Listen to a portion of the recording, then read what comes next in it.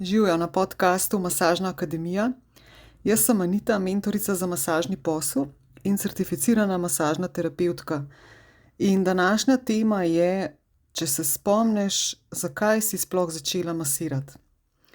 To se mi zdi ena taka pomembna tema, še posebej po nekem času, ko že masiraš, ker včasih kar malo pozabimo, a ne, zakaj sploh masiramo, zakaj smo sploh začeli s tem poslom. Tako da v bistvu bi si želela, no, da bi si ta posnetek zavrtela takrat, ko imaš slab dan, ko imaš premalo strank, ko nimaš dovolj prilivov, ko se res sprašuješ, kako bom preživela s temi masažami, in mogoče bi bilo fajn res, da se takrat spomniš na ta kratek posnetek, glih toliko, da te majčkeno zmotivira, da ti preusmeri fokus. Ampak zdajle čisto tako na hitro, a ne, zdaj, medtem ko poslušaš, zdaj, če si v avtu ali kjerkoli, si lahko odzadaj že odgovoriš, sigurno se ti je pripeljal en odgovor, a ne, zakaj si sploh začela masirati, kaj je bilo tisto, kaj te je tako pritegnilo, ne, mogoče je bil to ta občutek, ko si prvič položila roke na človeka in si začutila, da lahko s to toplino in dotikom prineseš sprostitev, a ne, neko olajšanje, neko pohvalo. Mogoče si začela, si v bistvu želela pomagati drugim, in ker si sama v bistvu tudi pač izkusila, kako je zdravilen dotik, in mogoče si pa našla v masaži tisto strast, ki ti daje neki smisel in neko radost. Jaz osebno sem našla v masaži res poslanstvo v svojem življenju. In zato se dostikrat tudi vprašam, dostikrat se vrtim tudi okrog tega in vrnem na to vprašanje, zakaj sploh masiram.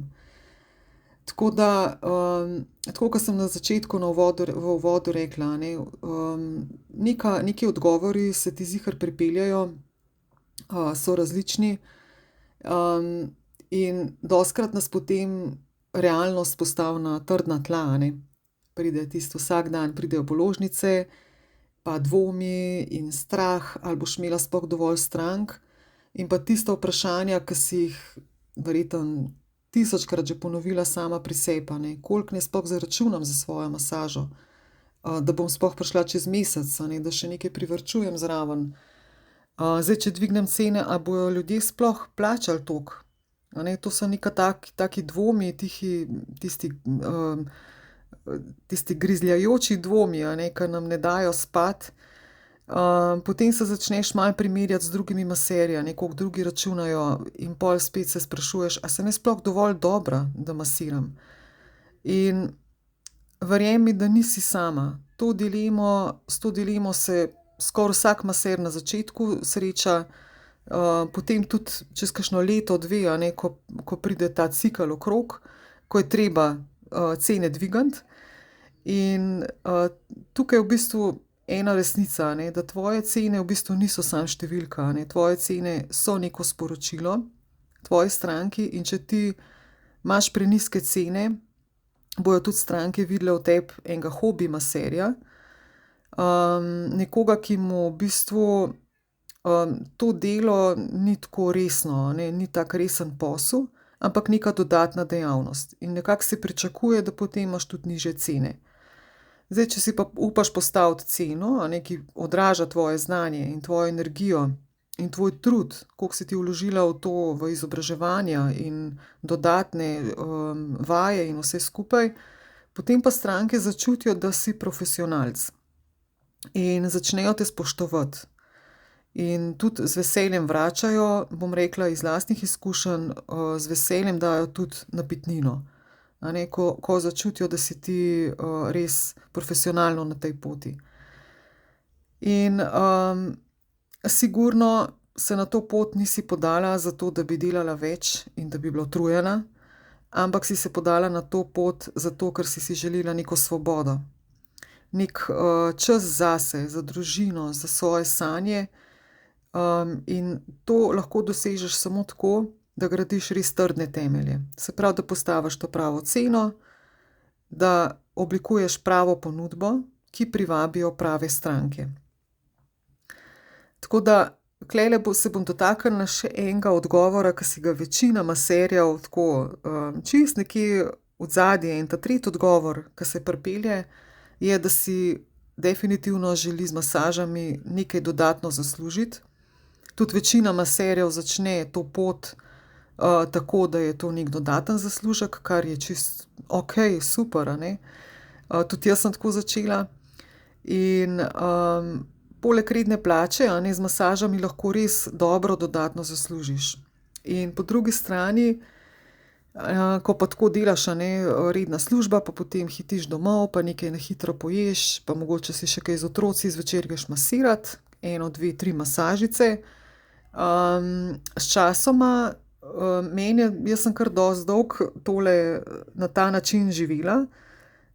Moram reči, da sem v dobri kondiciji, da sem šele po 2 letih mi je telo začelo govoriti: ustavi se, a ne, dosti je, to ni okej, a ne."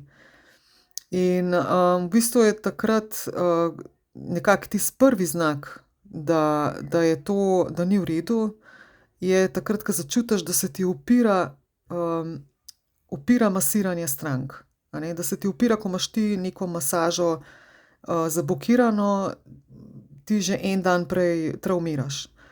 In to je neki tak zadnji trenutek, jaz rečem, da se ustaviš in narediš en reset. In v teh trenutkih je tako, če ne znaš sama, če nimaš teh mehanizmov, da se sama obrneš ven iz tega fokusa, iz tega kroga negativnih misli, sem tukaj potem jaz na vrsti, a ne, sem tvoja mentorica, tvoja motivatorka. In ob takih padcih sem ti vedno na voljo 24 ur, ti ponudim roko in ti tudi pokažem pot ven iz tega negativnega kroga. To je moja vloga. Tudi tukaj čutim svoje poslanstvo, že celo življenje pomagam ljudem in velikokrat sem padla in velikokrat sem se pobrala.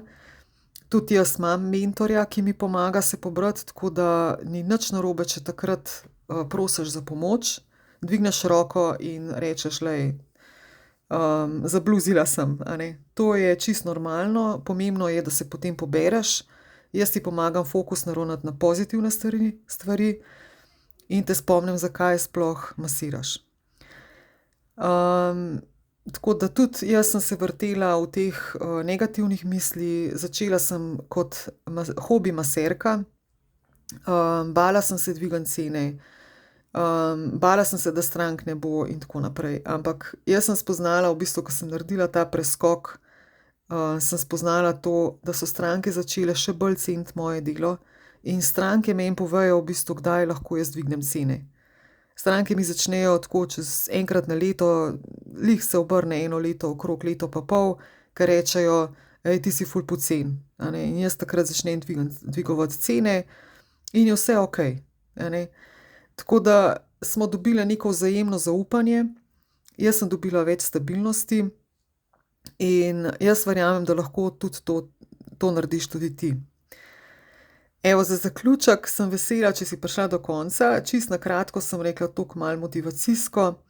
In če si se kdaj kaj nasmehnila, ne, zdajle vmes, pa če čutiš, da si pripravljena narediti en korak naprej, potem te vabim v moj 3-mesečni mentorski program. Tam te naučim, kako oblikuješ pravo ceno masaže, kako pritegneš prave profitabilne stranke, take, ke ne jamrajo za popuste, a ne. In samozavestno stopiš iz redne službe v svet profesionalnega masažnega posla. In sicer na varen način, se pravi, ne da kar greš z glavo skozi zid, ampak da imaš neko varnostno rezervo, tako da mirno v bistvu preideš v ta popoln masažni posel, profesionalen. To ni samo neki program, to je definitivno tvoja odskočna deska v svobodo. In če te je tole danes nagovorilo, potem je tudi pravi čas, da narediš korak naprej.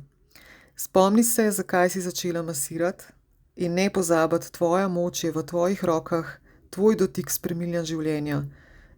Najprej pa naj spremeni tvoje življenje. Lepo bod, dobro masiraj. Čao.